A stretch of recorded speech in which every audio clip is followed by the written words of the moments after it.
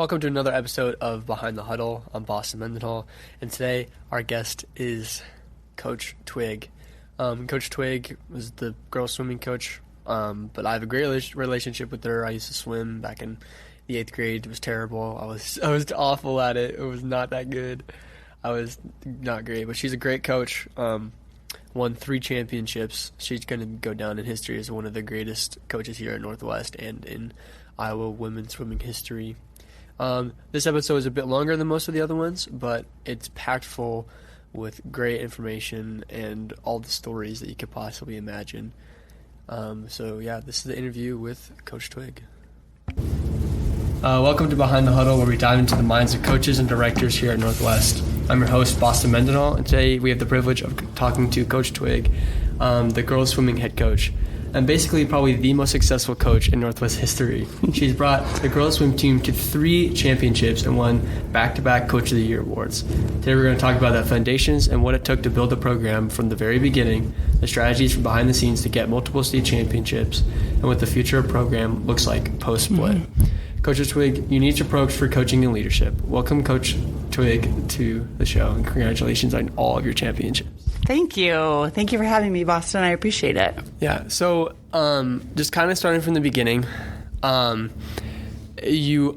if my research is right, you started originally with the Johnston-Waukee team that was together, right? Yes. Was that like originally how you started coaching? Was that like your first coaching job? Yes. So when I was in high school as a multi-sport athlete, just have loved sports my whole life. And then post-college, I was contacted by one of the local coaches who wanted to have me as part of their staff. And that's kind of where it all started. And her name is Sherry Walling, and she's been a huge mentor of mine forever. But Waukee did not have their own pool. The Waukee YMCA was not built yet. And so all of the Waukee athletes swam with Johnston. So it was a partnership. Yeah, okay. And then eventually what happened is, like, obviously it split and everything happened. Like, can you kind of walk us through like how that came to be and how you and Dan kind of started? Yes. So Dan and I have similar paths because Dan also coached with Johnston High School because of the Waukee connection. We both taught in Waukee, and then our Waukee swimmers were with Johnston. We split off once the YMCA was built, and so Waukee YMCA opened in 2010, knowing that we would have our own teams at that point. I took over as the first head coach of Waukee High School in 2010, and then Dan took over the boys in 2010. So as you are obviously a part of both teams, but like now that you kind of had your own team, and obviously with respects with you and Dan, you both had separate teams, but are very much intertwined with practices and whatever. So what were like the foundations that you wanted to build from a program starting from like basically absolute scratch with, as you said earlier, like almost nobody? Yeah. Well, I was super lucky to have Sherry Walling as a mentor for a few years before I took the reins on my own team. I knew I wanted to coach. I've always been, I think I was a born leader, so I've always wanted to do something in coaching. But as far as, running your own program, I was just kind of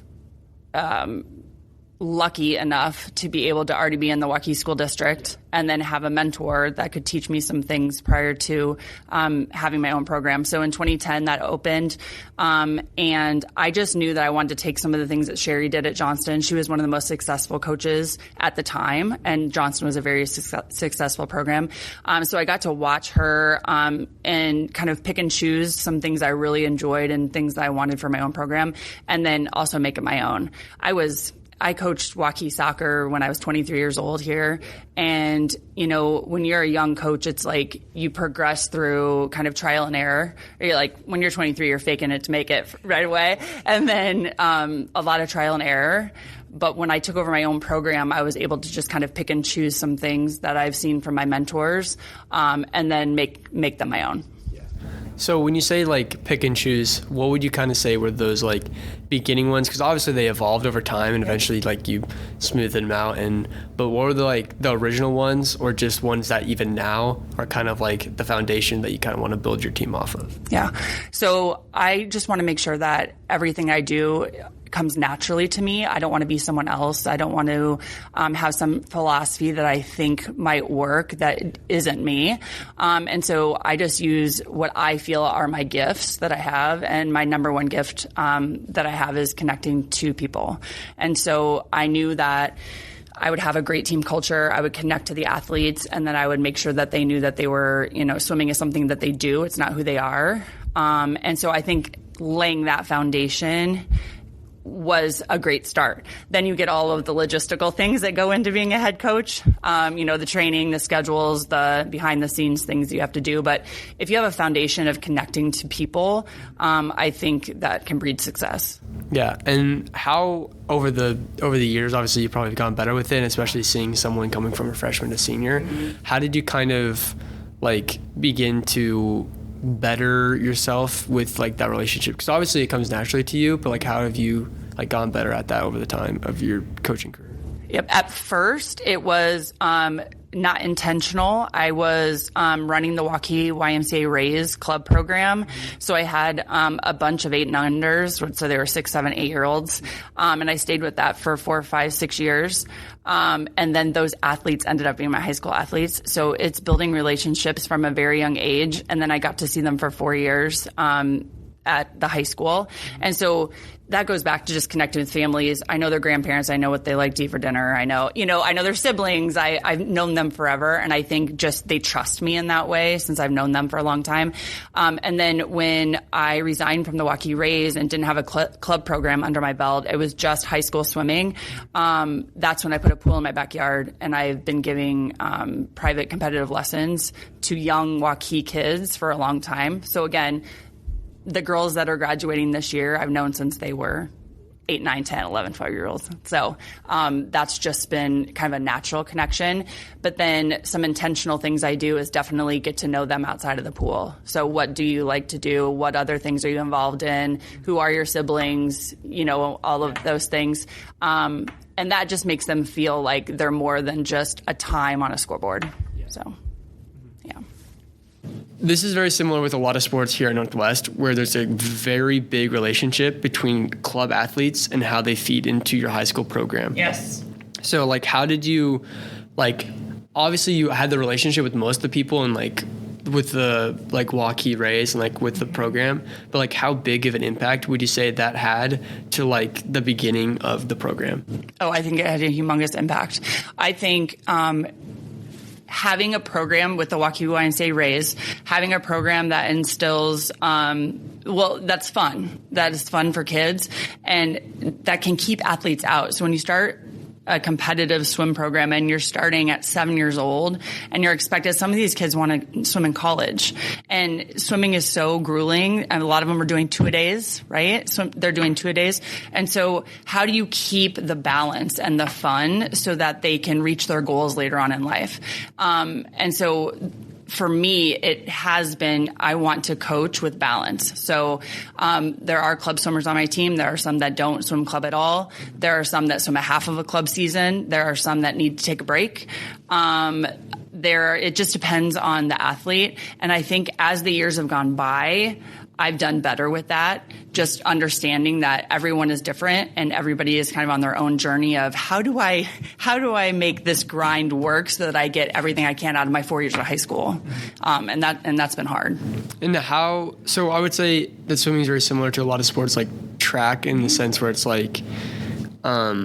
you have just a time, right? So how do you also manage their just pressure and everything that they're putting on themselves? Because it's not as much like basketball, where there's some a little bit of intangibles, where your shooting ability, obviously that's something, but the amount of hustle you have, it's more just swimming is very much black and white with times. How do you help manage so they're able to stay healthy throughout? That's such a good question. I could talk about this all day. The first thing is that it's a little bit of a myth that a time tells you everything, right? So you're fast or you're slow. There's so much that goes into that. I think when I'm looking at rosters and lineups and you look at someone who has a time, you have to consider a lot of things. You have to consider the events that they're swimming. So you can't swim back-to-back events. You have to figure out if they're going to be in relays. You can't swim back-to-back relay into individual. Then is it like a rule, or just like in general that's something that you don't want to do because they'll be tired? True. Yeah. In general, it's just something that you wouldn't want to do. Yeah. So you wouldn't want to come out of the medley relay and do the 2 free. I've had some do that for just different reasons. But that's not best practice, I would say. So there's a lot that goes into that. And then also, some of my elite athletes, they have their best 2 individual events. And although they look like they have the fastest time in the 500 free, they're not swimming that, just strategy wise. Mm-hmm. And so, it's very hard for swimmers because when they get into the middle of the season where it is a grind and we're working and training as hard as we can, then they get disappointed when they don't see that time drop every single time. And we talk about that every meet, that, you're not going to go a 0. So you can't drop time every time you race. You can't. And so we just talk about different things that they can do to get better. And then there's a whole mental side of swimming too, being able to have a bad race and then just take that race, put it behind you, and then swim fast again. And that's the daily struggle of all athletes, but especially swimmers when it is a time on a scoreboard. So we'll come back to a lot of that, but we're kind of going to dive into some of the stuff you're talking about earlier, which is like the beginning of the season. So in most of these episodes, I've kind of explained it. Have you played chess before at all? I haven't. You haven't? So in chess, generally, there's like 3 different strategies. There's like an opening, a mid-game, and an end game. All of them have different like ways you approach it, and it'll be similar with coaching, with like you have kind of your preseason, opening, and then your midseason, then like your playoffs, right? And so when it's kind of like that opening kind of area, and you're kind of looking at a roster, what do you look to try to like add to a beginning roster at the beginning of season, whether that's like obviously trying to fill the spots that seniors have left, or like have people step up and try to also just be a better person in the program. Right. So when I'm looking at the beginning of the season, I do take all the athletes that I know are returning. And so I look at that. Are they in events that I feel like are 4-year events? So like, for instance, our Willa is a 100 breaststroke and a 200 IMer. She can do anything, and she could be a state qualifier in any event. But that's kind of her bread and butter and what I feel like she has the best chance of winning. So that would be the top spot for that event. Then you go through and you just look at other teams and kind of what they're bringing back, and then finding out where we lack, and then where we're super strong, because we do want to win dual meets, and that's really important for just morale. But we are end season people. So like we make sure that we are focused on the end of the season. If we lose one dual because we're trying something new that is going to benefit us in the end, I feel like it's worth the loss in the dual. So, very end game oriented when it comes to that. Also during preseason, we have a whole time where the entire team for 2 weeks, because school hasn't even started yet because we're a fall sport. So, where we do total team practices. And so the girls that maybe want a varsity spot or interested in that varsity spot are training and working and hearing from those girls that have already been in the program for 2, 3, 4 years at a high level.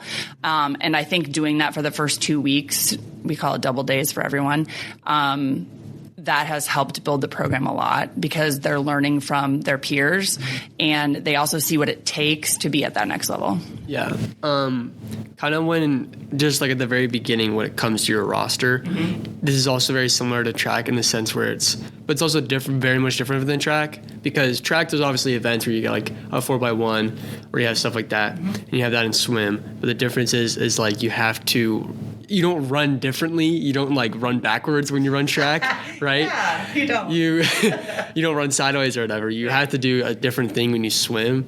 So when you're like trying to fill out all the spots and fill everything out, how do you try to make it so you have the best people in the best spots, but at the same time making sure that you're not, just because you have a best person in the best spot doesn't mean that as a team you'll win as much. True. Because you're going to have, hey, this person's best spot in the spot, but like someone else could obviously beat them out, or not as a beat them out, be a better fit for what the team needs. So like, how do you kind of manage that, especially at the beginning of the season where you're trying to figure where all the pieces go? Yes. So normally I know the swimmers before they get to me. So I've given them lessons forever, or I've just known them in different ways. And so I have an idea of what they enjoy doing, and I have an idea of what I want them to enjoy doing. And so it's about talking to them and making sure that they're comfortable with something, but knowing that it is a team sport. So even though you like the 100 backstroke and that's your favorite thing to do and that's what you feel you're fast enough in, it's very important that they know that it's an individual sport but ultimately a team sport. At the very beginning of the year, we do a lot of all 4 stroke technique work. And so I'm able to see what they look like doing the butterfly, how their backstroke looks, their breaststroke, and free. And obviously, if they're good at all 4, they could potentially be a 200 diameter. Also, technical term of sinkers and floaters. But if you're a sinker, that means you don't kick your feet and you sink. Then you're more likely to be a good sprinter because you can go down and back as fast as you can, kicking your feet and be a sinker, but you can't swim the 500 free. If you're a sinker and you don't use your feet or your legs, or that's hard to do. And I can tell right away if you're a sinker or a floater. So normally that's like a niche thing where I would notice it and say we need a 500 freestyler. And so I'll take all the floaters and come over and we'll start training for that and see what happens. So it's just kind of knowing, and that takes experience. And, I've been in it a long time. So I normally can see where would be the best fit for our team. This is just like a general question. Like at your house, you just have like a whiteboard with everyone's name and you like move them around and everything like that. Do you actually have that where you kind of like try to find the roster? You know what? Dan Briggs used to have something like that way, way back. But I do a lot of that in my notebook. And the strategy of swimming, it might seem like you can just, I had someone say, they swim down and back and down and back. And there's so much more to it than that, right? But then also when you're going against other teams in the metro, in duels, the strategy behind it is so fun. You pretty much try to figure out what they're going to do and where they're going to put their swimmers, and then I create my lineup based on what I think they're going to do, and obviously try to beat them. Yeah, which is so fun. Yeah, I mean that's probably like the best part about it, especially when you go to certain things like that. It is. So obviously you have like a JV and a varsity team. So most of the time, I'm guessing you'll probably have the returners, which is what you talked about, that have basically be guaranteed spots, or just will have spots on varsity. But in those spots where it's kind of like a gray area, or you're going to need someone to step up from someone from JV or someone who's coming in as a freshman or like a rising sophomore or something like that. How do you make the decision to put that person in? Because obviously you can't just look at times, and you kind of talked about there's a lot, you got to look through the time in order to see what happens. So generally, what are you kind of looking at to see who gets that spot, whether it's early in the season, middle of the season, end of the season? Yep. I think having open conversations is really important with this part, because we do have a JV and we have a varsity, and what we like to call, and they know they're called this, the bubble girls, who will probably swim JV events, but they'll train with varsity with hopes to making that varsity lineup. In the past, we've been so deep that we've had state qualifiers that have qualified for state that stay home because we have already 3 that are faster than them, which is crazy, right? That it just seems insane. And now with the split, which we'll talk about later, there's opportunity for kids. So now I'm looking at opportunities for athletes. And if you're willing to train in the morning and you're willing to get up and be in the water at 5:30 a.m., and then you're done at 7 and go to school all day long, and then come back to me at 3:30 and be out at 5:30, be gone on Saturdays at invites. If you're willing to do what it takes to be a varsity athlete, I have that conversation with the girls. This is what it looks like to be at an elite level on a varsity team. Is that something that they can fully commit to? And so that's a conversation. And then it's always moving. It's very fluent. So it's just if I see someone that has a breakout swim in a JV event, that's maybe a distance event that it wasn't on my radar, then they can start training in the morning, and I'd have that conversation with them. So it's a lot of individual conversations with athletes about what they feel like they can commit to, and then also what I see as potential in them. Mm-hmm. And then with those conversations, like, are you usually able to tell what an athlete kind of expects? Because most of the time, everyone would be like, "Oh yeah, I want to make varsity." Like, "Oh, I want to be on varsity." But I can tell. It's something that I'm very good at. You can just see right through them. I really can. I feel like even at a young age, when I was in high school, I feel like I could, there's lots of different types of athletes, and they all need to be coached in a different way. And I feel like that is one of my main strengths as a coach, is that I feel like I can coach athletes the way they need to be coached. I know if they're extrinsically or intrinsically motivated. I know that. I know if they're a gamer. I know if they are deer in the headlights. I know if they need some extra encouragement. I just feel like I meet them where they're at and then try to get the best I can out of them. So kind of at the beginning, you obviously have like these like bubble girls, right? Yeah. So is that kind of how you try to either maintain your culture or like continue to build on top of it to like have this really strong bond between everyone, where you have certain people who are hanging out with the varsity people, or just in general, like how do you kind of, the idea of like cultivate a good culture? A culture is very much a buzzword, but how do you like approach that kind of concept? Yes. So I think this is a very difficult thing, and I feel like sometimes I call it chameleon coaching, but you just have to kind of you change by what you're working with. So some years I feel like, well, to be honest, the three-peat, they have it all. So they're athletic, they're elite, they're fast, they have a great team bond, they liked each other, they worked hard, they were fully motivated, they had it all. And then sometimes there'll be teams that are fully motivated but maybe don't have the talent. And then there's some where we're just not connecting. And so I talk to the athletes a lot about, especially coaching girls, you don't have to be best friends with everybody on the team, but you do have to be a good teammate. And so what does a good teammate look like? And we talk about that a lot. And so I think that has a lot to do with it. I think the JV varsity thing has been so much better now that we have our own pool. When we were at the Waukee Y, we had to have different practice groups. So it was almost varsity never saw JV. And I did not like that. I like a full team, total team culture. And so this year has been awesome in that way, that we all are practicing at the same time, doing different training, but by ability level, but or at least see each other every single day. And then at the beginning of the year, we do a lot of team bonding things as a total team, which I think helps. That way, if a JV girl has a breakout swim, they already know a lot of the varsity athletes. The varsity athletes already for sure know their name at least. And then when we bring them in, it's a better transition, I feel like. It's not perfect though. I would say that's one of the hardest things, is the girls that are on the bubble that are almost there but not quite. And do you want to come in the morning and the afternoon? Or I tell them, I say you're coming in the morning and the afternoon, and then not see results. Then still being on a JV relay every single time and not really getting into that roster spot. Do you feel a part of the team? We just try to make sure that we have those conversations, and they're hard ones.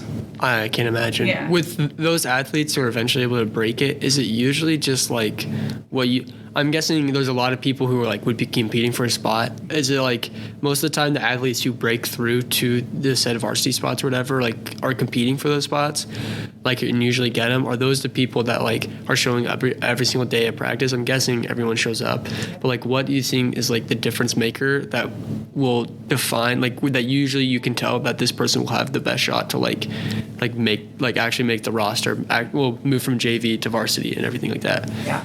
What I see, and it's kind of a cliche, is, it was just who wants it more? Everybody says that, well, if you want it more, then you're going to get it. And that's not necessarily always the truth. What I do find is that attendance and hard work does pay off. But there's also a lot of ice in their veins mentality, grinding, and then also not letting things that don't go your way get you down, and just keep at it. Those are the ones that normally get that last spot. Yeah. The ones that just don't let something that got them down keep them down. Mm-hmm. And they're usually the ones that get it. Do you think that was kind of the mentality of what you had, or a lot of the girls had in the year one, where a lot of them you could see them, whether that you started with them from the 6 to when they got really old, that a lot of these athletes were ice in their veins? Because I mean, I looked at like the points difference. Like you're the first, like what, 2 years, not last year, but the year before that, you're the first team to get 400 points. Like if you split the team in half, you would have got third last year, which is like absurd. That's crazy to think about. I don't think about that, but that's crazy to hear. Yeah, that's true. There'll never be a team like that ever again in the state of Iowa. I mean, I can't see it. I mean, history. It is, I believe that. I think it was the perfect storm of just, hard work, team culture, elite athletes that are driven, that have a common goal, that gave us our three-peat. And just a bunch of really good girls, and academically they're all, I mean, I was just going to send a group text out to there's 5 D1 athletes right now that, you just want to check in on and make sure that everything's going well. And, because swimming at the next level is its own thing. But I'm just so proud of them and proud of the culture that we have created that have, team championships are awesome, but it's like to be able to do that together and know that we had fun doing it is something. Okay, we kind of like have started talking about this, and I definitely want to get into it about the three-peat. So like you've been coaching for many years, right? At what point did you kind of see, especially before the first championship, like where you were like getting to that point where you're like competing for like that top spot, where you're like, this year might be the year, maybe not, or maybe it's next year when this class graduates and then we have everyone fill these spots. Like at what point did that start to like championship start to be in the back of your mind? Obviously it's going to be in the back of your mind from like the beginning. You're like, what do you want to do? You want to win a championship, right? So when did that start? I think one thing that we do well is set realistic goals. So each year, I mean, when we started this team, it was 2010 and I had 20 athletes on the team in 2010. And so, some coaches don't get a state championship their whole entire career. And in 14 years, which is not a long time, some don't get one ever. In 14 years, the program was built to, last year we had 89 girls on the team. And so I'm more proud of that there's 89 athletes that want to be a part of something that is, fun and are making their lives better. But the goals we had, I mean, they used to be, finishing a race. I'd have a 200 freestyler year one in 2010 where they would do 150 and get out. I mean, choking on water or whatever, and it's like getting those 8th graders that never swam in their life and coming, yeah, Boston, come on, you should be swimming. But getting them to finish a 200 free, like, are we going to finish a race ever? Right. And that's kind of where we started. And so as we got better and better and better, I always do go back to my roots of like where we came from. We were at the Waukee YMCA. We were a small school, and all this thing, and look at where we are now. But some of our goals included winning a relay at the state meet. That was when we won our first relay, that was big time. That was Maddie Gerke, Cameron Summers years. So maybe 2011. 2011. Okay, so like pretty soon after. Yeah. Yeah. Well, maybe it's 2014. I'd have to look at that. But because it was 3-4 years past that. When Maddie Gerke came, that was a big thing. And then she won the state championship in the 50 free and is the fastest 50 freestyler that's ever hit the state. So that was the first time coaching an elite athlete like that. And then we started setting goals like, can we break into the top 5? And then I remember a very disappointing year where the top 3 podiumed and we got 4th by a point. And so Johnston beat us. And that's like where I used to coach and things. So was it with your coach that you looked up to? And yeah. Yep. Yes. And then there was an opportunity to get 2nd, and Dowling beat us by 2. And so it's just, there have been disappointments throughout the time, but we just keep going back to the drawing board. Like, how are we going to get from here to here? And then I feel like our first state championship was the year that I did think it was possible. Things had to go our way and we had to swim well at the end. But, mathematically, when you look at it, it's like, I think we can do this. So just making sure that we're working hard every day and that we have the goal in mind that we're going to come together at the end and we're going to make this happen. Was that team younger or was that team like more senior heavy? Because like, for example, our volleyball team that recently won was definitely more senior heavy, which makes sense on why you'd have a better ability to push to whatever. Yes. But like, was this very much like senior heavy, but also like had a very, very strong like younger classman? Because obviously like when you're only here for 4 years before you're not getting traded away to Johnston. It's not like pro sports. Right. So like, how did you maintain the longevity, and like, what was that just first team like? You know what the best part about it is that it was very young. Our elite athletes were very young, and then we had a senior class that was completely fine with handing over the reins at a time where it was very difficult. And I talk to those girls, obviously, still to this day, about how much I appreciate their ability to look and see that there are girls younger than them that are coming and that they are going to have to slide over and do something different. And they were more than willing to do that. And that is the reason we have our state championship, that first one, for sure. Because they were young. Yeah. Would you say that's like kind of what you've also kind of built in the program too, is the ability for someone to like take themselves out of it in a sense where they're like, it's not just about me. It's not about like me winning the championship. It's about us. And like, I can't imagine being a senior and like having to do that. So obviously like they allow you to win that, but like, how did you have that conversation? So it goes back to my main thing about coaching is just having connections with the athletes. They trust me. And so I feel like when I have those hard conversations, they're in it with me. I mean, some of them were like, yeah, I got you. Like, this is what we're doing. And how can they be like that? But it's a relationship I have with them, and they're willing to do what's best for the team. I have had years in the past where if we don't have that, it does crumble and fall. Yeah. Oh, it crumbles fast. And so if it is an individualistic type team, then we're crumbling. There's no way.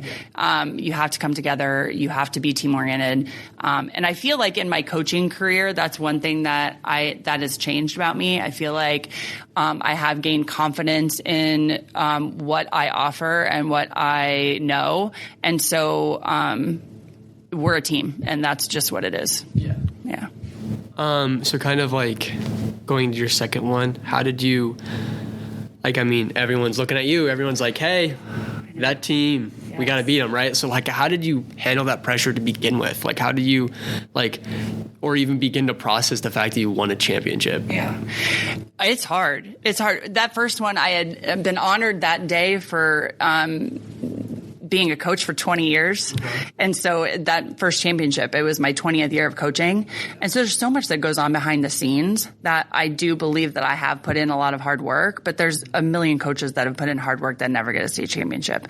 So I always go back to, I never take it for granted. I remember the days when I had 20 on my team, when we were trying to finish a race, when we were in the grind, people were coming and going. We were at the Walkie Y. We outgrew the Walkie Y. And I just go back to kind of our roots of, and that keeps me grounded for sure of where we come from. However, it also makes me extra proud. Like, I had a team of 20 and there's now 89 girls that want to be a part of this program. And it's not all about me at all, but the culture that I feel like I can provide the girls, and just that they know that they're more than just a number on a scoreboard, I think is one of the reasons that they come out and want to do well. Yeah. So can you kind of like walk me through that second one? Yeah, that was a crazy one, right? Yeah. That was the 400 point, which is like championship. The first time in history. And as I think Angie said this earlier, like probably like no one will ever eclipse 400. I don't think we'll ever see it again. I mean, you know, mark my word, I'll come back to Beyond the Huddle or whatever. We'll talk about it if there's ever a team that is like that. But it was a perfect just group of girls that came together for a common goal. And like I said earlier, we used to have a goal of, can we win a relay? It's a big deal to win a state championship in a relay. A state championship in general. Right. I mean, it's hard to do. And even we were seeded first so many years in different relays, and we'd end up fourth. And it's who's going to step up at that time. And we would get our best time, but there would be 3 other teams that would beat us. And so I knew how that felt. The girls knew how that felt. And that year, the 400 year, we won all 3 relays. And so all 3 relays. And so it was just is unheard of also. So it was just a bunch of athletes that were swimming fast that day. And I'll never forget it.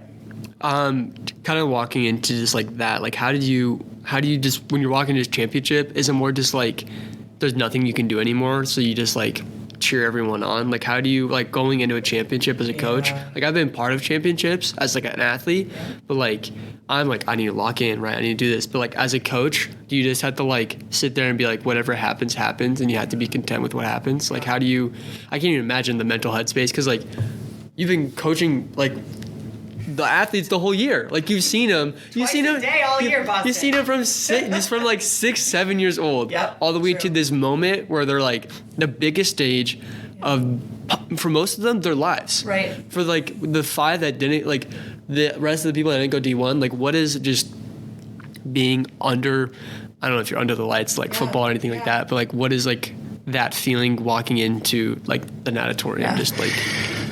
So for me, I think about the end of the season daily. So right now, I just left practice and I'm coming to see you. And during practice, I thought about the state championship and the state meet probably 4 times while I was at practice today, just because we're in the grind right now. This is the hardest time for the girls. Everyone's tired. We're trying to swim fast while being tired. All the things that have to be put in place so that we can have the best end of the season possible. And then when I get to the state meet, I do have to just enjoy it. I'm nervous, just like anyone else. I want the girls, and I'm not nervous for myself. I don't want the girls to be disappointed. Mm-hmm. You know what it's like when you go out and you're trying to give your best and it doesn't happen. Yeah. And it's like, what happened?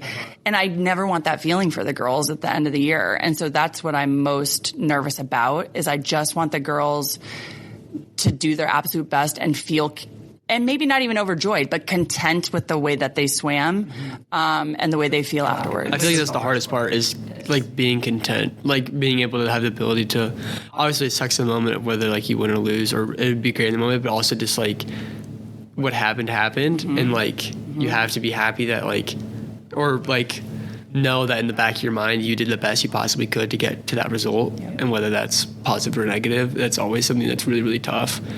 And sometimes even like when you look back, sometimes you'll be hard on yourself if you didn't get the certain thing that you wanted, like you didn't get the time you wanted, even though, I mean, maybe you won or something like that. But I mean, that's always hard. Yeah.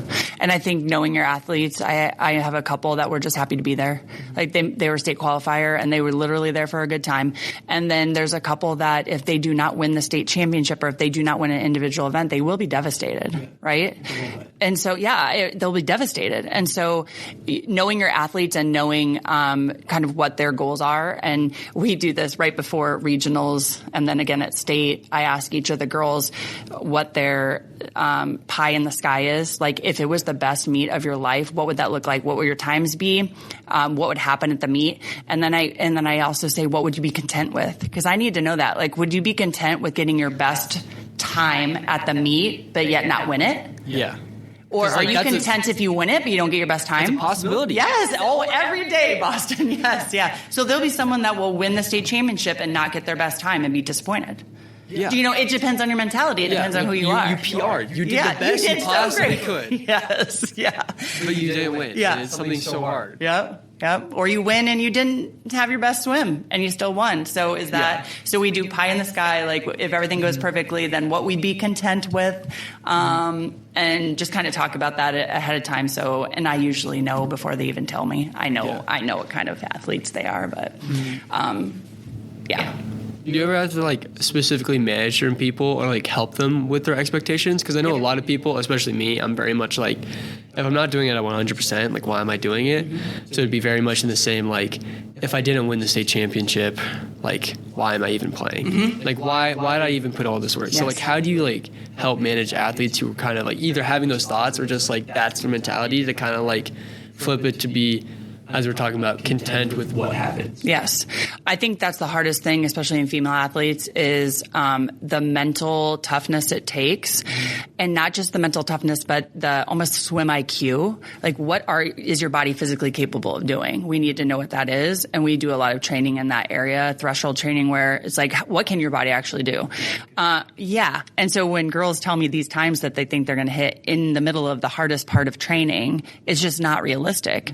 And so I do have to talk to them about that. Again, that's just a one-on-one conversation about setting realistic goals and expectations. But disappointment is real. If one swimmer, we just had a meet the other night and there were a couple best times and then quite a few that didn't have their best time. So it's managing, and it gets draining for them and for me, just managing all of the emotions that go with coaching, making sure that they don't get down and making sure they can rise up again after they fall. But those are just conversations. And, I feel like we're built kind of our personality traits. So just if you're like that, people, I'm an all or none. I'm all or nothing. So it is, I don't think I'm changing anytime soon. So it's like, I know that about my athletes, I don't think I'll give them individual pep talks knowing who they are as people, while not trying to change them, because that's who they are. Yeah, it's not your role to play God and change them. Yeah, I'm not changing them. So then I can mold myself, and I mold my conversations to each individual athlete, trying to get the best I can out of them. And it's tricky. Mm-hmm. It's tricky. You kind of talked about this, but the difference between men's and women's, because obviously you've coached both. Yeah. Can you kind of either talk to that about either just the perspective of what the difference is and how much harder it is probably to do either one, especially you've done it at the highest level for both of them. So you definitely have this lens of looking back as 2020 to see what the differences are. And I'm guessing you've formulated it somewhat. Yes. So you kind of talk to a little bit about that. Yeah. There are differences for sure. Girls, their attendance is very, very good. I feel like they don't want to disappoint. And not that boys want to disappoint me, but it's girls don't want to disappoint. So they're there, and they're there early. And when I say, we get in the water at 5:30, there are girls that are sleeping in their car at 4:55 until they get out at 5:10, and then they get in and they're 20 minutes early, and then we get in at 5:30. And this is what I've seen consistently for 20 years. Yeah. They're there early, they stay late. Their attendance is awesome. Boys, and it's during the winter, so it's harder for boys too, because there's a lot of illnesses, sicknesses, it's cold, it's dark, it's hard. But I would say that's the biggest difference between boys and girls. And then also some mentalities where, the bro talk and the boy talk, where it's I'm up and I'm ready to go. And girls, a lot of girls I need to give pep talks to, or they need to talk to me, or they need feedback. And boys get feedback too, but I feel like they don't need it as much. Yeah. Would you say that it's easier to manage? Or not as easier, but I guess to some extent easier to talk to someone a guy versus a girl over performance, because a lot of guys even on my team are very much hard-headed, very much so that they're I did bad, I need to do better, versus someone who would be more open to talking about whatever it's happening. Yes. How do you kind of... Yeah. I think with female athletes, they want to know the why. So why did that happen? Why did I not swim well? Mm-hmm. Why do I feel this way? What is going on? Yeah. And so I feel like I can have that conversation with them, because normally there are lots of things that go on. Mm-hmm. Academically, boyfriends, there's lots of things that go on during the day that can make your mood different. And so, and then having conversations with guys, it's not necessarily the why, but they do want to get better. They're I don't want that to happen again, and I'm not going to have it happen again, so see you next time. You know what I mean? Then they're ready to go. Where girls, it's a lot of why. It's a lot of what happened and why did that happen. Mm-hmm. Yeah. Okay, so anything else you want to kind of touch on that at all? No? Good. Okay. So kind of going to the very last one. So obviously you just finished your second one, going for your three-peat, and coming off of arguably the best team ever in your eyes in Iowa swimming history, or women's swimming history, probably swimming history in general. Right. How do you kind of... You talked about this a lot, but you stayed humble. Did you have to take a step back from that moment? Obviously not in the moment, but a few weeks or months after that, just to be that happened, yes, and that was amazing, and now you have to kind of look, because you're never going to reach this point that's super high, right? So how do you kind of... that would be the most insanely hard part for me, is knowing that I've been up here, to know that, hey, this is just as good. Yeah. This is just as good. So how did you kind of approach that? Yeah, Boston, that's such a good question, because that's hard. It's been hard. So again, it's going back to our roots and where we were. I've done this a million times. I've started 3 different programs where there were no kids and started with 20 and built it.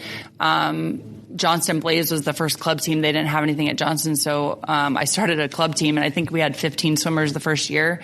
And, by year 4, we had 250. So again, that's something that I'm proud of. It's like, I have 200, and we didn't win a club state championship. We weren't awesome, but I had 250 kids that showed up every night that wanted to be a part of something that we were trying to build.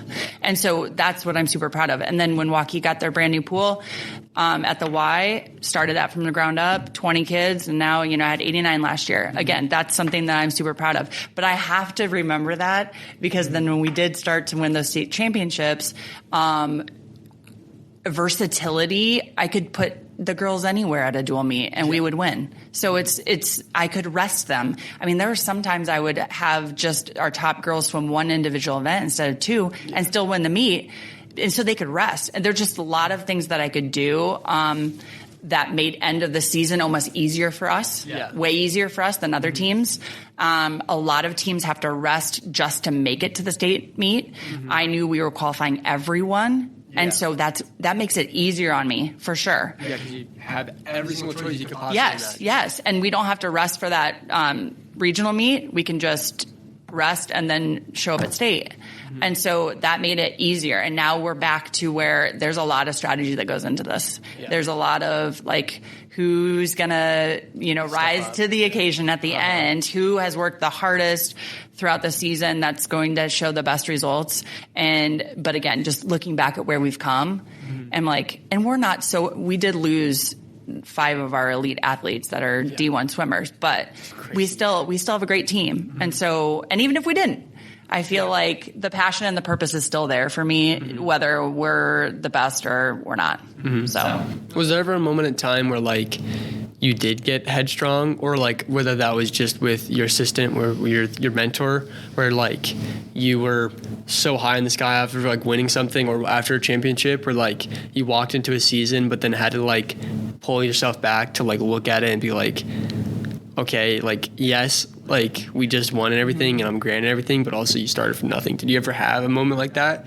Or did it, the whole time were you kind of progressing, always looking back?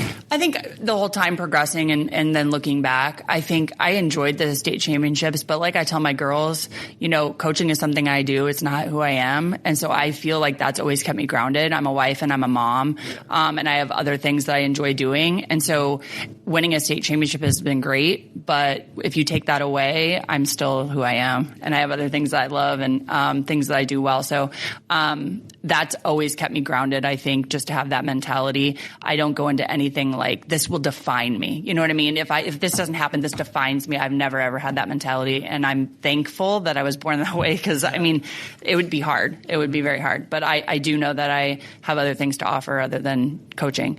But staying grounded is very, very important. I was with the 3P, I'm getting sick of myself. You know what I mean? Everybody's talking about it, and it's great, and I want people to talk about the girls, but there is a time where you're oh my word, it was great, and it won't happen again for me. I wouldn't think. So I just want to enjoy it, and then have the girls enjoy it, and then I feel like it has kind of set us up for a successful program going forward. Just look at what happened. Look at these girls. Look at how hard they worked and what they were able to accomplish. So, yeah. Kind of talking a bit about the whole identity piece. This is the question that I originally forgot.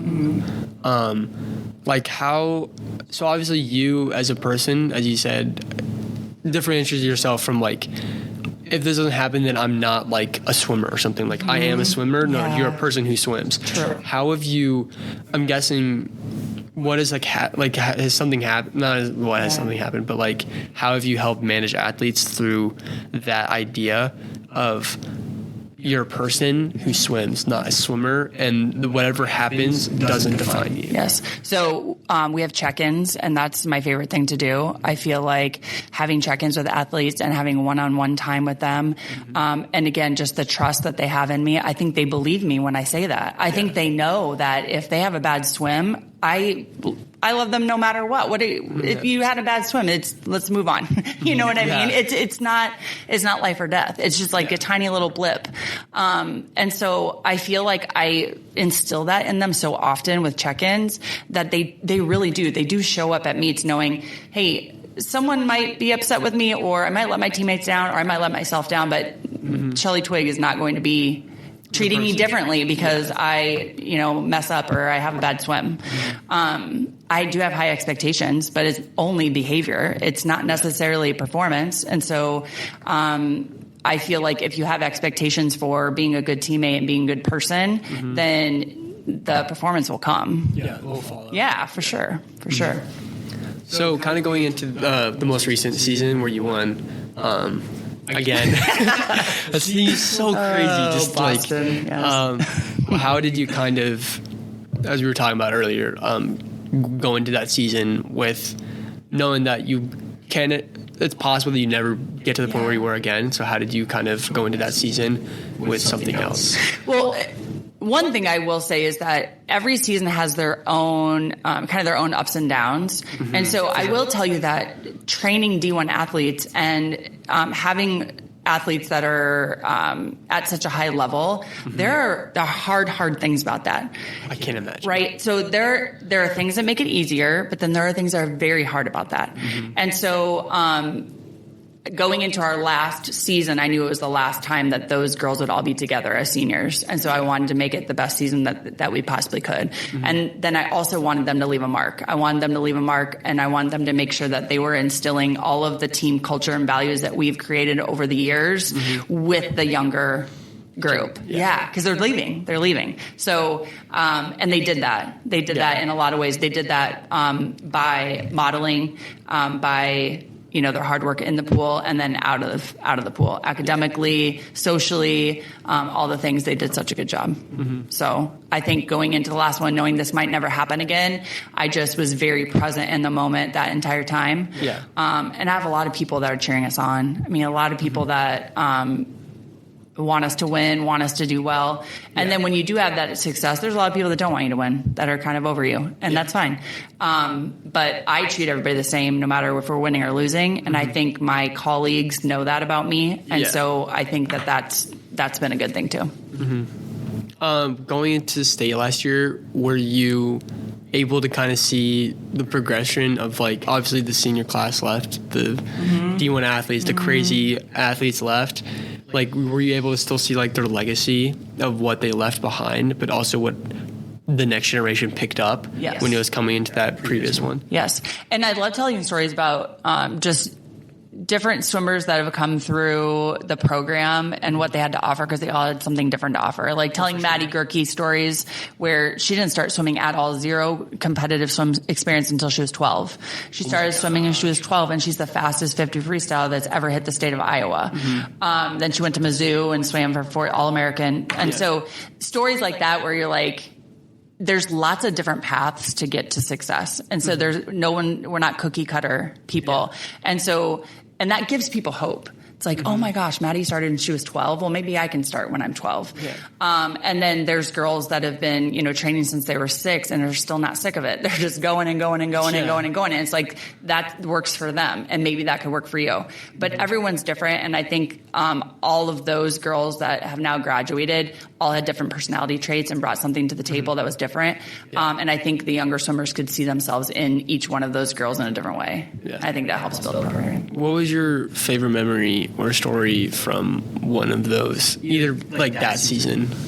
Well, one of them, and when we talk about check-ins and we talk about just having individual conversations, there's been many times where I had one swimmer that didn't have her correct, like, gummy thing that she eats before the meet, and it wasn't packed, it wasn't in her bag, and it was a complete meltdown.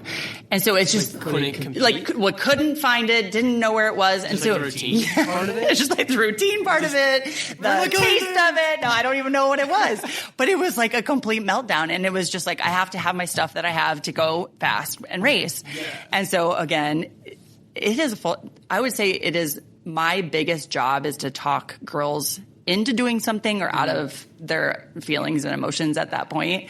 And just talked her through that. That was at the state meet. Another state meet? Yep. And that was not one of our state championships. But one of the state championships, the block broke. So it broke, and so then there was she was getting up for her 200 free, and there was a huge delay in the meet. So she's standing behind the blocks, and she doesn't like that. You were ready to go. And so they had to go and try to find a new block somewhere. And so it was a long time. So we had conversations with her. I said, I don't care if we go out in the parking lot for 35 minutes. Like, you're still the best one here. When you get back here, you're going to get up there and you're going to win this race. Like, it doesn't matter. The things that we can't control. There's nothing we can do about it. And to be honest, everybody's in the same boat. Everybody's waiting 35 minutes, 45 minutes, 50 minutes. So you have to get your mind right before you race this. So just some of those things I'll always remember, just having to have those conversations in times where just things don't go your way. And we talk a lot during the season about things you can control and things you can't control, because there's so many things you can't control. So. Yeah. We'll go to kind of like,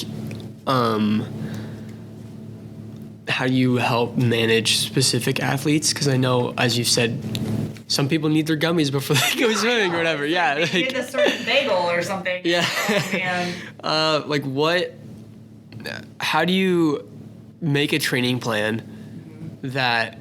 So obviously there's gonna be different, like a distance and mid distance and like a sprint or whatever. Like, how do you make a workout that's specific to what you need to help like fit the needs, or whether that's a better threshold something or whatever, because you need someone to reach a certain time or anything like that? Like, are you always designing it generally for a team, or do you more design every single one individually, more towards specific people sometimes within a relay, or just like a group of people in a specific relay? Yeah. So one thing about having a select few varsity athletes, that you have to keep the numbers down when you do this, because there's so many workouts to be written. So for me, in the mornings from 5:30 to 7, it's just varsity. So I think I have 17 right now. I create a distance workout, a IM workout, a sprint free workout, and then a stroke workout. And so we do that in the morning, and then they get in their lanes of stroke or sprint or distance or whatever. And that's how we train in the morning. And then the afternoon, we usually sprint. So because we want fast relays. So everybody can benefit from sprint training. And so we'll all do sprint free in the afternoons.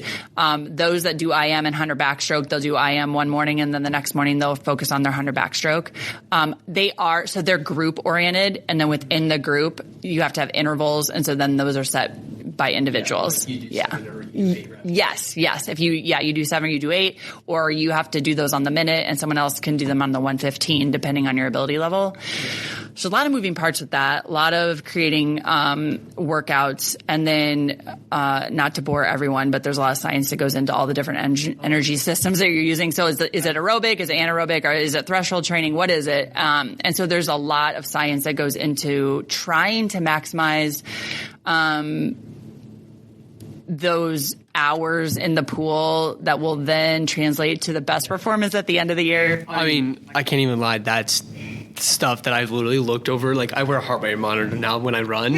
Like, I would have never done that if I was a freshman. I would never be like, oh, what's my heart rate at? Like, am I okay to go slower so like my body can get the higher cardio and stuff like that? So like, how isn't that interesting to you? Yeah, I hate it as much. Like, when someone's like, dude, you just ran like 12-minute miles. I was like, yeah, but like, look at my heart rate. There's something really fascinating about that. So like, specific things like have you over time found or like started to see that made your athletes better? Obviously, like, you had 5 D1 athletes, so you got to be doing something great, right? Yeah. So like, how did you find your scientific style? I don't know, style training that was getting you the results that you knew you could get out of these athletes?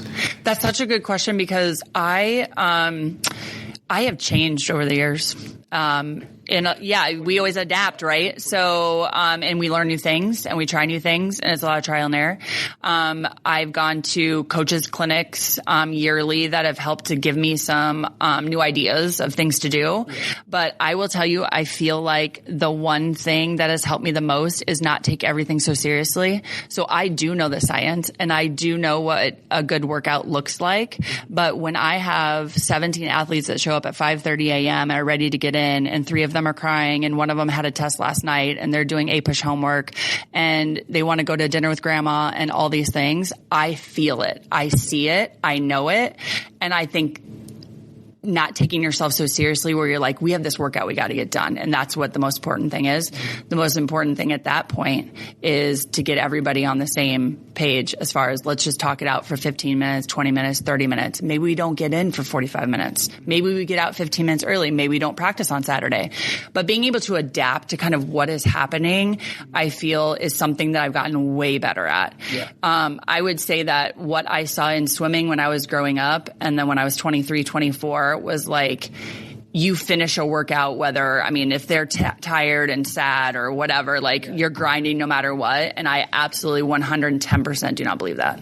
So I have adapted, and I kind of, and not every day. I mean, if they're going to be tired every day, but, it's, if I can feel a vibe that is not, and we just need a break, I feel like that is something that I've done well. This was probably 2 or 3 years ago, maybe, when Caleb Dressel, he's one of the best swimmers, he got a sleeve, like a tattoo sleeve. Yeah. So it was all over Instagram. So all the girls were talking about Caleb Dressel's tattoo sleeve. And of course, I'm overhearing it. I don't even know what a sleeve is probably, but I was like, okay, what's happening? And they're talking about this tattoo.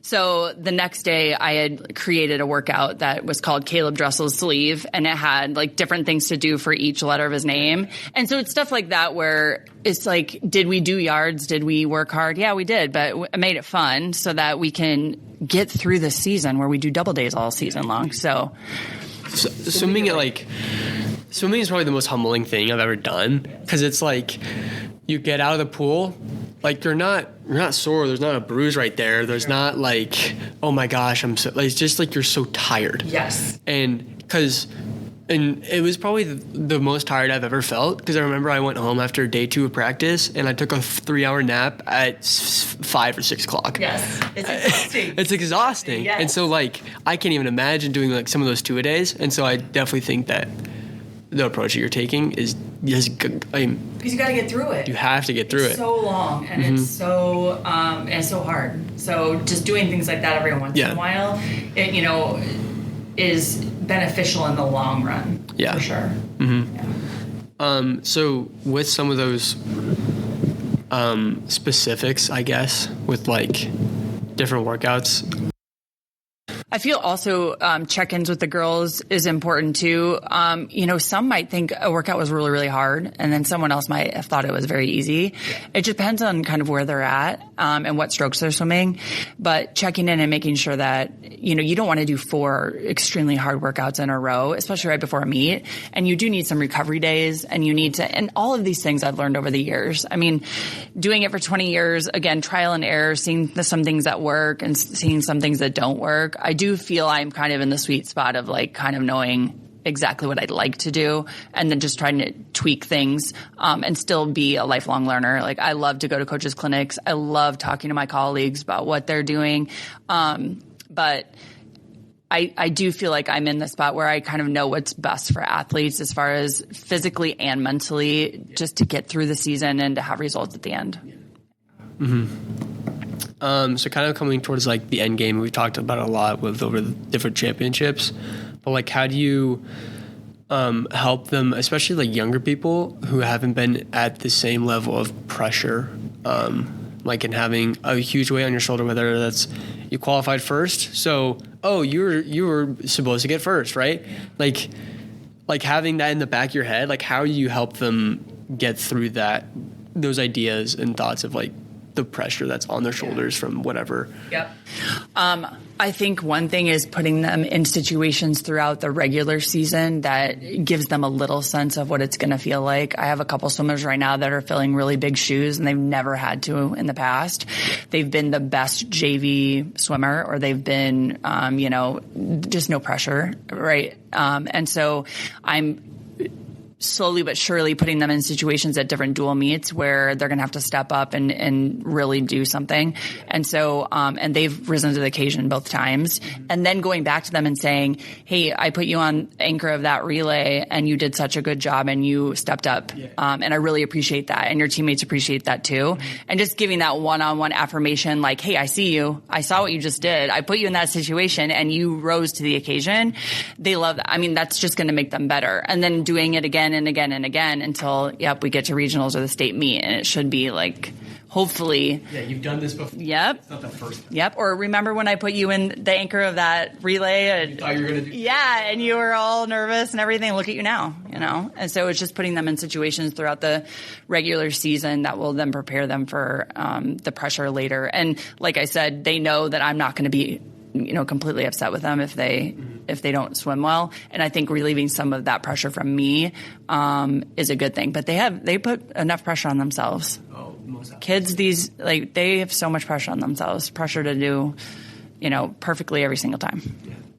Yeah. So kind of coming to a close with all of it, is there anything else you kind of want to cover at all or anything like that? I mean, you have plenty of notes written down, so I don't know if I've hit everything that you would want to talk about. No, I think it's been great. I think it's been really, really good. Mm-hmm. I just think that this season, I'm just excited. I'm just excited for the challenge. I think it's going to be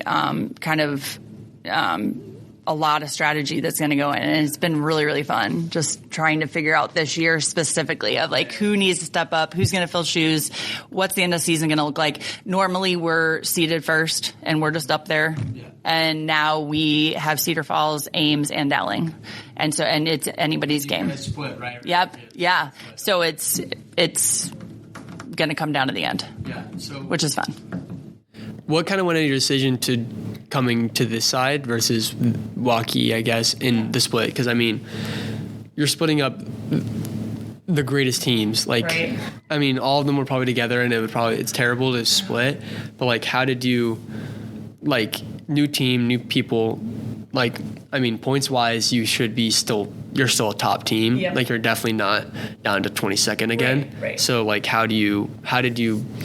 I mean, you got a fresh start, so probably like your second or third time having a fresh start with the team? Yeah, which is what I really think that I enjoy doing is building something. And so the reason I came to Northwest is because my girls go here. So since my daughters were in the Northwest boundary, it wasn't a question. I was going to take the Northwest coaching job. Yeah, but. The split has been difficult just because we did have such a great team culture that it's always hard when you split. I also think it was difficult that everyone's gone through this 3 years ago and they all had each other and all the sports teams kind of had each other. And I feel like we're kind of out here just doing it for the first year. And everyone's kind of over it, but we're just starting it. And so it's been difficult, on the girls, and it's been difficult on me just since I had relationships with girls that are at Waukee High now. So, but it gives opportunity, and that's the best thing for kids. So seeing that there's opportunity on both sides, Waukee High girls are stepping up, where they normally would never have had a chance to ever swim a varsity event. And then same with Northwest. There's girls that are stepping up that never had an opportunity. Like I said, there were girls that had state qualifying times that sat at home, couldn't even go to the state meet. And so opportunity for kids is super important. Yeah. Would you say that's probably like the main thing when it comes to like when you eventually go to regionals and state that like people should be looking for is like who's stepping up and like who has filled shoes that like it's not even like two people are gone, like the team split in half. Yes. Quite literally, if you're the fourth person, you instantly became the second person because you split in half. Yes. Yeah. And so you were like, are we going to be thrown into these situations with opportunity? Yes. And I mean, there's girls that, never ever had a varsity workout last year. They've never trained 2 times a day. They've never, so, I really don't, and it's hard, but I really don't know what they're going to do at the end of the season with those 2-a-days because I've never seen it. They've never had the opportunity to do it, which I'm excited about. I'm excited to see what is possible for these girls. But that is the job right now. Most of the girls have one individual event that I'm kind of know where everyone's going to fit, but then there's girls that need to fill another spot somewhere, and I'm still working on that. So I got a couple more meets to figure it out. We're not going to unveil any regional team yet, but no, that's good. I mean, obviously you've built programs before, but was there any advice that you asked from any other coaches, considering the fact that they have already done a split? Like, was there any other coaches you walked up to, whether that was, I don't know, any Northwest coach, and asking for advice? I have good relationships with all the Northwest coaches, and I should do better at that, contacting them and asking them how in the world, because it was difficult at the end. I do feel like it's way better now. I mean, we're 3/4 of the way through, and it's gotten better and better, but it has been interesting that we're the last ones to split and everybody else got to go through it together. But I think that,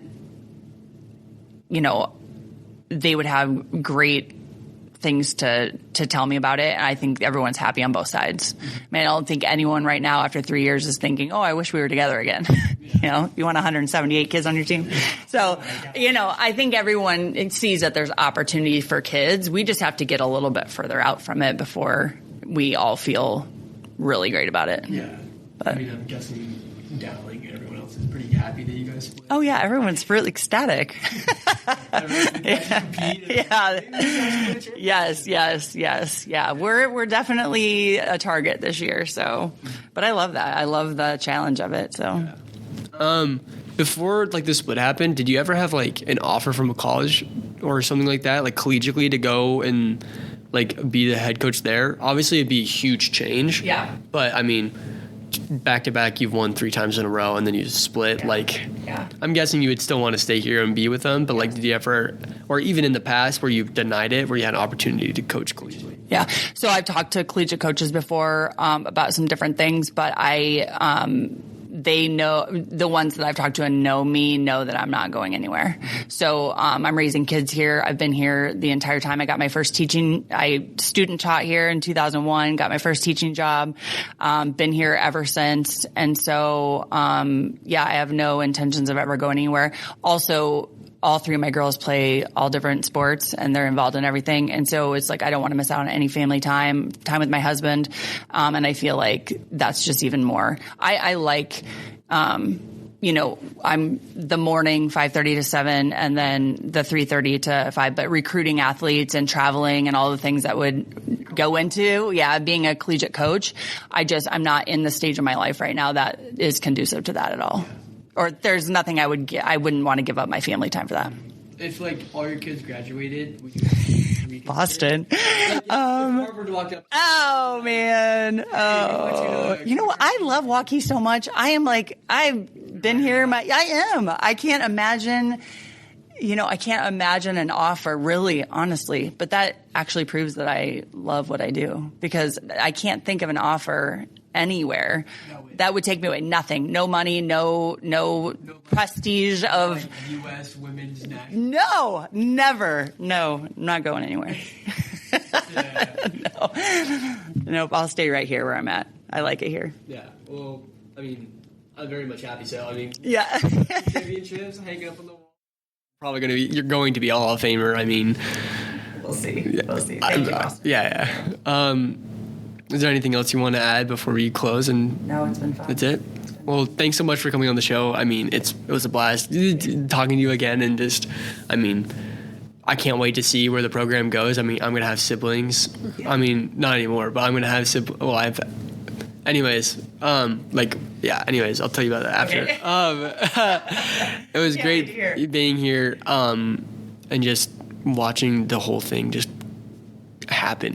3 championships in your career is insane, not to mention 3-peat, and hopefully this year too. So again, thanks so much for coming on the show, and it was a pleasure having you. Thank you, Boston. Thank you. Thanks again to Coach Twigg for coming on the show. Truly one of my favorite conversations that I've had. The next meet is the girls swimming and diving against Southeast Polk. It starts at 5:30 on the October 8th, which is a Tuesday. This is Boston Mendenhall with Behind the Huddle, and until the next time.